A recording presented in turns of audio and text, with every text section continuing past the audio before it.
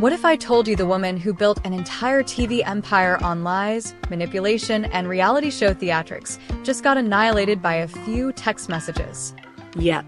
Sit down for this, because Chris Webber didn't just show up to court looking for justice. He showed up with receipts. Real ones. Screenshots, voice memos, bank transfers, all laced with Jackie Christie's name, voice, and scandal-soaked fingerprints. And guess what? These weren't just "I miss you" texts. These were "hide the money, Doug can't find out, and wait for it. Tell Chantel she was an accident" levels of dark. Yeah, you heard that right. In a packed courtroom, Chris Webber exposed every inch of Jackie's double life, from fake charities and secret hotel stays to messages hinting at a second abortion Jackie allegedly hid from Doug during her affair with Chris. The jury gasped. Doug nearly fainted. Jackie? Shaking, silent, and completely exposed. So, how did we get here? How did Chris get those texts? And what else is Jackie hiding behind her surgically curated facade? Oh, trust me, the rabbit hole goes way deeper. Let's dig in. What started as a routine day in court turned into a complete media meltdown. Because Chris Webber didn't just testify, he detonated. Imagine the sound of every jaw in the room hitting the floor at the same time. Because the second he pulled out those texts, it was game over for Jackie Christie. We're talking about messages so wild, so damning, that even the court reporter had to stop typing for a second just to whisper, "What the actual?" But before we go full blast into this, let's back up. Because this whole thing, it was never just about the courtroom. This was decades of lies, lust, and loyalty exploding in front of flashing cameras, a trembling judge, and a daughter stuck in the middle. Chris Webber walked into that courtroom with nothing but a slim black folder. By the time he left, Jackie's image was scorched. Doug was begging his lawyer for mercy, and Chantel, rumored to have left the courthouse in tears, was refusing to speak to either of them. So what was in those texts? Who sent what? And why did Chris feel the need to make them public now? Let's peel this all back. Boss Part 1 incoming. Full 1,200-word blast starting now. 3 weeks ago, no one could have predicted that Chris Webber, cool, collected, always behind the scenes, would be the one to light the courtroom on fire. But on the morning of the hearing, when he stepped inside holding that slim black folder and wearing a deadpan expression, even the security guard watching the door looked uncomfortable. Now picture this. Jackie Christie, sitting in the front row, had held high like she wasn't seconds away from being emotionally decapitated. Doug Christie, looking drained, pale, and barely blinking. And Chantel? She wasn't even in the room, allegedly told by her therapist to avoid high-trigger environments. This wasn't just a sentencing hearing for Doug. This was karma delivering VIP front-row tickets to a truth that had been hiding in plain sight for far too long. And then it began. The judge calls Webber to the stand. The room stiffens. Jackie fidgets. Doug stares. Cameras blink to life. And Chris? He clears his throat, sets down the folder, and drops the first bomb like it's just another Tuesday. "Your Honor," he begins, "I've been silent for years. But since the world's already halfway inside this mess, I think it's time they see the rest." Then he opens the folder. Text messages, printed out, highlighted, annotated, time-stamped. And not just any texts. These were between Jackie and Chris during what she once described publicly as a very confusing time. Confusing? Try criminal. The first message Chris read aloud, a 2:14 a.m. note from Jackie. "Doug thinks I'm at my sister's. I miss the way you see me. I feel alive when I'm with you." Boom. The court goes silent. The air goes thick. Doug's mouth drops open like he'd just been tasered. Jackie stares ahead, refusing to blink. The audience? Pure shock. Journalists frantically texting their editors. Bloggers scrambling to go live. Even the stenographer side-eyes the judge like, "Do I have to type this?" But Chris isn't done. He flips to another message, dated just 6 months ago. "I watch Chantel sometimes and wonder what could have been if we hadn't let fear run us. I still keep that photo from Maui." Doug turns to Jackie, his eyes full of rage, disbelief, heartbreak, all at once. You see, this wasn't just about a fling from the early 2000s. This was ongoing deception. This was about Jackie actively playing both sides while publicly pretending to be the poster wife of loyalty and love. And the real kicker? Chris says there's more. A lot more. Some messages were allegedly deleted by Jackie, but recovered through his backup.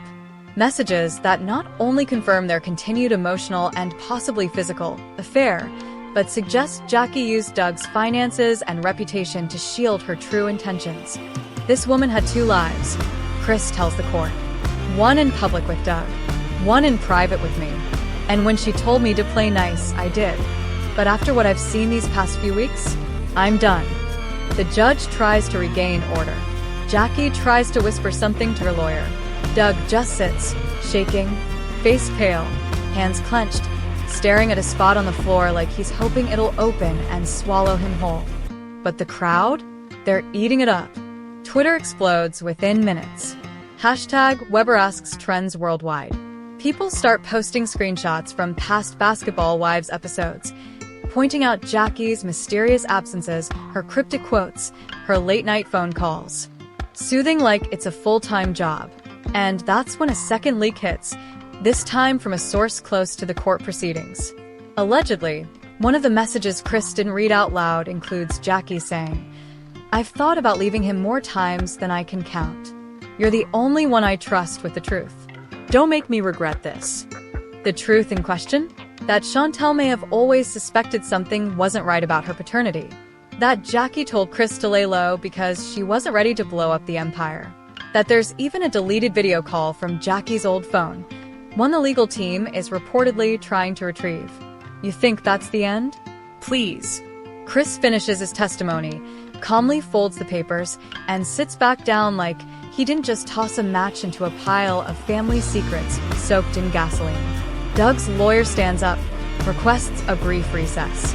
Jackie looks like she's aged 10 years in 10 minutes. And as they exit the courtroom, one witness swears she heard Jackie whisper. He promised he'd never read those out loud. But Chris? No remorse. He walks out, nods to the press, and simply says, "Sometimes the truth hurts. Sometimes it heals. Either way, it's overdue." Meanwhile, in the courthouse hallway, Doug finally cracks.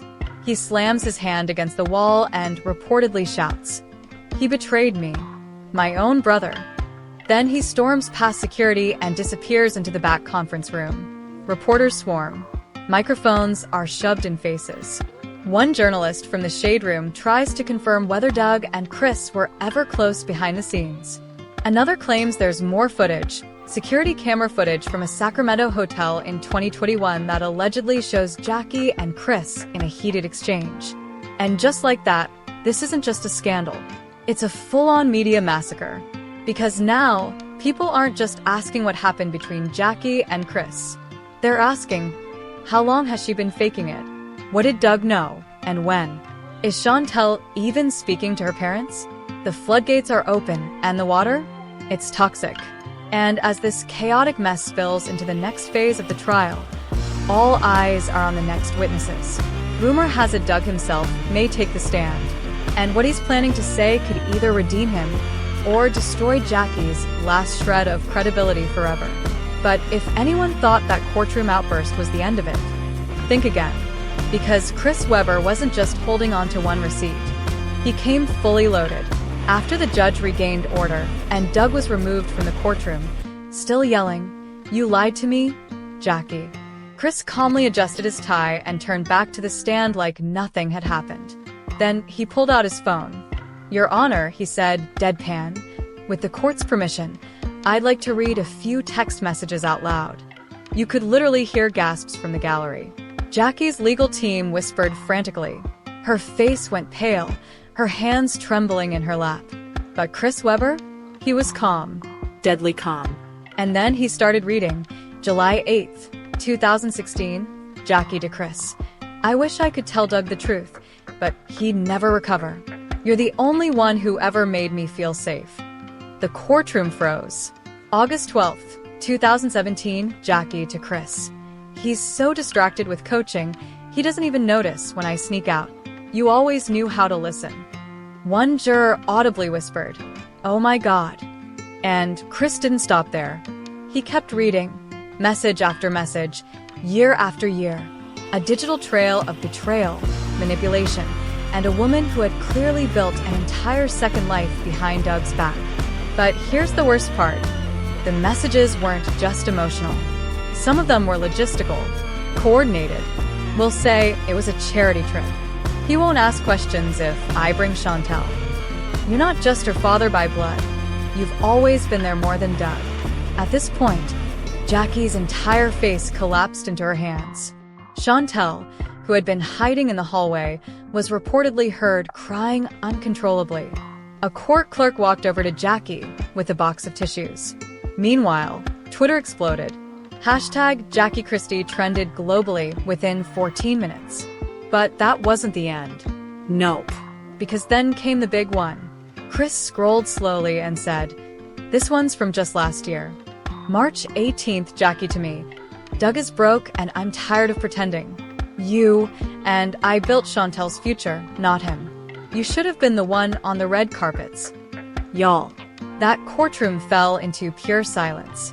You could practically hear Jackie's reputation shatter into microscopic pieces. Even the judge looked stunned. One courtroom reporter tweeted, "I've covered 9 murder trials. Nothing compares to what I just witnessed."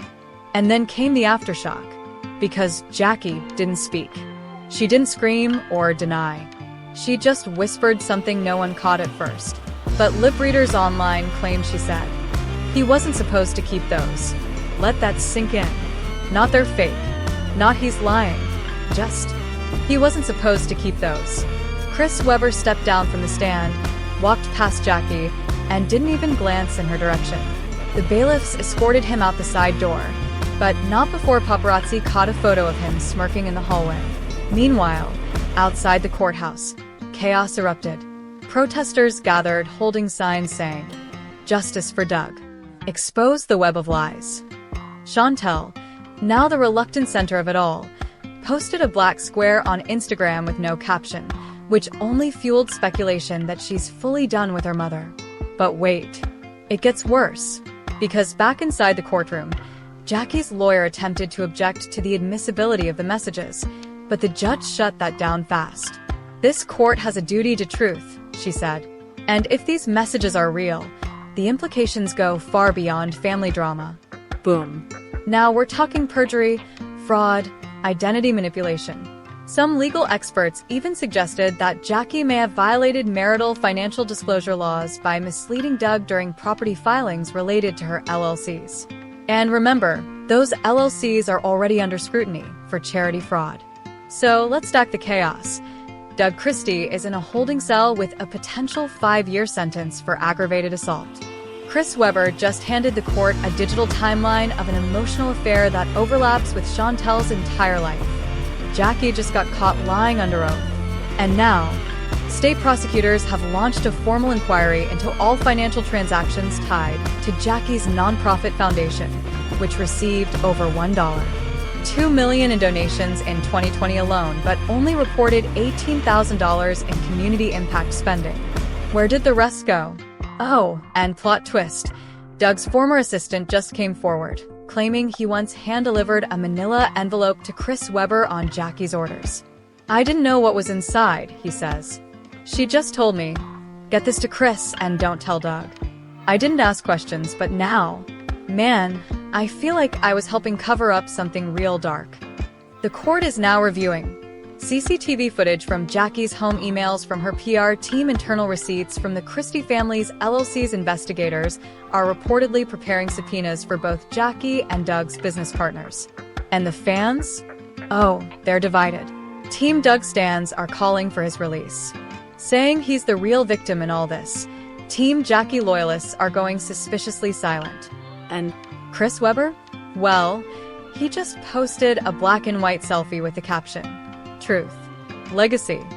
We're not even at the finale yet because part 3 is going to flip everything. And just when you thought the courtroom couldn't get any messier, bam, another blow lands. And this time it isn't physical, it's emotional, psychological. And career ending.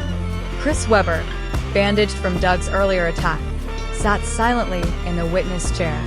The court was tense. Jackie stared at him like he was a ghost from a life she thought she'd buried. Doug, shackled, sat beside his legal team, red hot, but boiling just beneath the surface. Then the bailiff delivered it, a sealed envelope addressed to the judge from Chris Webber's attorney. And inside? Not one, not two, but 32 pages of text messages between Jackie and Chris Webber, spanning years. We're talking late night, I miss yous, secret vacation planning. And even one cryptic message that read, Doug will never know. He trusts me too much. The judge blinked in disbelief. The courtroom gasped. Jackie looked like she wanted the floor to swallow her whole. The prosecution requested the texts be entered as evidence to establish motive and emotional deception. The defense? Silent. What could they even say? But oh no, boss, it didn't stop there. A recording was queued up next. Audio from Jackie's voicemail, sent during one of Doug's overseas coaching trips. Her voice, sultry and intimate, said, I still think about us, Chris. That weekend in Malibu wasn't a mistake. I didn't expect to still love you. Boom. Jackie buried her face in her hands. Chantel stormed out of the courtroom. Doug, he didn't flinch. He just stared at the floor, jaw clenched so tight it looked like it might crack. And while the court tried to regain composure, Chris finally stood up. I didn't come here to destroy lives, he said, but I'm not going to be silenced anymore. Jackie and I, it wasn't just a fling. It was a relationship, one she hid, one I respected at the time. But now? Now that Doug's facing jail for something that spiraled from all these secrets, I had to come clean. Social media was already erupting. Hashtag Justice for Doug began trending within minutes.